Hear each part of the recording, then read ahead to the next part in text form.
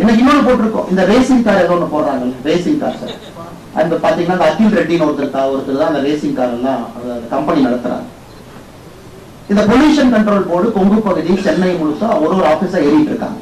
என்ன சொல்றாங்க, அகில் ரெட்டி நடத்தக்கூடிய அந்த ரேசிங் கார் அந்த கம்பெனிக்கு பெரிய ஆளாக தான் 1 கோடி ரூபாய் கப்பம் கட்டணும், குறைந்தபட்சம் 25,000 பணம் கொடுக்கணும். பேன் கார்டை கொடுத்து பணம் கட்டின 10 பேர் நம்மகிட்ட சொல்லியிருக்கிறாங்க, ஆனா நான் பணம் கட்டிட்டேன், இதான் நான் கட்டின ரெசீதி, அக்கௌண்ட் டிரான்ஸ்பர் பண்ணிருக்கேன், இந்த பேன் கார்டுக்கு எனக்கும் இந்த கம்பெனிக்கு சம்பந்தமே இல்லை, இது இந்த ரேசிங் ப்ரொமோஷன் ஒரு கம்பெனி, எங்கிட்ட எல்லாத்தையும் பொல்யூஷன் கண்ட்ரோல் போர்டு மிரட்டி பணம் வாங்குறாங்க. கரூர் உட்பட, கோயம்புத்தூர் உட்பட, ஈரோடு உட்பட, கொசுவலை கம்பெனி இல்லாட்டி நான் உள்ள வந்து கை வச்சிடும். இப்படித்தான் இதான் நீங்க நடத்துற F3 ரேஸ் லட்சணமா?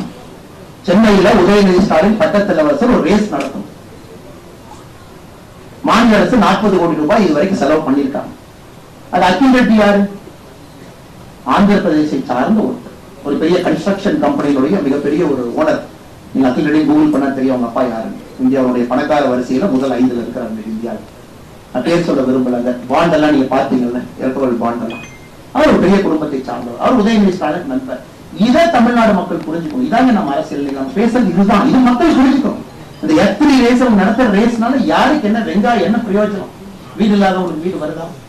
நீ எல்லாத்தையும் எல்லா வீட்லயும் தண்ணி கொடுத்துட்டீங்களா? சென்னையில் இவ்வளவு ஸ்லம் இருக்கு, வீடு கட்டி கொடுத்துட்டியா? நீ இல்ல மத்திய அரசுடைய திட்டத்தை எல்லாம் வீட்டுக்கு எடுத்துட்டு போய் கொடுத்துட்டியா? இதுக்கு ஒரு F3 கார ரேச கொண்டாந்து நிறுத்துறாங்க. அது கூட ஒரு 4 பேர் இங்க நிக்கிறான், 4 பேர் இங்க நிக்கிறான். அது சம்பந்தம் இல்லாம ஒரு தேர்ட் பார்ட்டி கம்பெனி வந்து நடத்துது. அந்த கம்பெனி பொல்யூஷன் கண்ட்ரோல் போர்டு போய் மிரட்டி அந்த கம்பெனிக்கு 25,000 இருந்து 1 கோடி ரூபாய் வரைக்கும் வசூல் பண்றான். அதனாலதான் நாங்கள் இந்த அறிக்கை விட்டிருக்கின்றோம். அந்த கம்பெனி அக்கௌண்ட பப்ளிஷ் பண்ணட்டும். கடந்த 6 மாத காலமாக அந்த கம்பெனி உதயநிதி ஸ்டாலின் நேர்மைன்னு சொன்னா, திராவிட முன்னேற்ற கழகம் நேர்மைன்னு சொன்னா, அந்த ரேசிங் ப்ரொமோஷன் கம்பெனி நாங்க இதோட பேன் கார்டு நம்பரோட கொடுத்திருக்கோம். அந்த கம்பெனி வெளிப்படையாக நாளைக்கு காலையில நீங்க 6 மாசம் எங்களுடைய அக்கௌண்ட் இதுக்குள்ள எங்களுக்கு தமிழ்நாட்டுக்குள்ள 1 ரூபாய் பணம் வரலன்னு சொல்லிட்டு அடுத்த செகண்ட் அரசியல் விட்டு போயிடும்.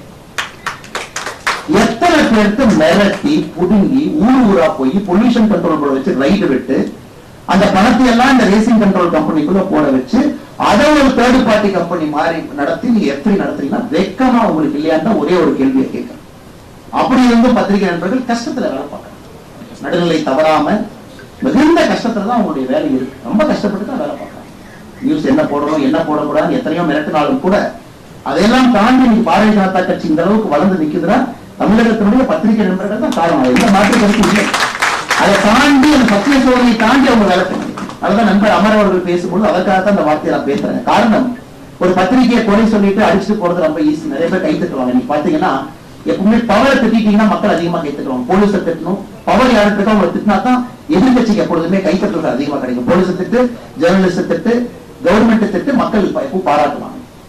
ஆனா அந்த பத்திரிகையை திட்டுவதற்கு முன்பு நம்ம ஒரு விஷயத்தை உணர்ந்து கொள்ள வேண்டும். எவ்வளவு கடினமான ஒரு சூழ்நிலையில பத்திரிகை நண்பர்கள் வேலை பார்க்கிறாங்க. அதிலும் பாரதிய ஜனதா கட்சிக்கு ஒரு பெரிய ஊடக வெளிச்சத்தை கொடுத்திருக்கிறாங்க.